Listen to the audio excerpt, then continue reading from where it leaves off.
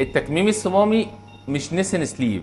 في فرق جوهري كبير ما بين الكارديو سليف والنسن سليف. عملية النسن سليف بيتم عمل صمام لأسفل المريء بقبة المعدة، ما بيتمش استئصال المعدة كلها. قبة المعدة بناخدها ونعمل لها راب أو نلفها 360 درجة حوالين المريء، عشان هو ده الصمام الجديد اللي بيمنع الحموضة والارتجاع.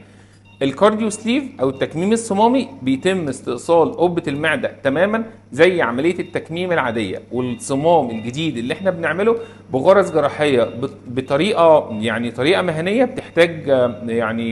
بتحتاج طريقة معينة بنتدرب عليها عشان نعرف نعمل الصمام الجديد بغرز جراحية اسفل المريء. ده التكميم الصمامي. تم استئصال المعدة، تصغير حجم المعدة، عمل استطالة للمريء وتقوية للألياف العضلية اللي حوالين المريء، وده الصمام الجديد أسفل المريء. وبنعمل تغليف لخط الدبابيس عشان نمنع التسريب أو النزيف.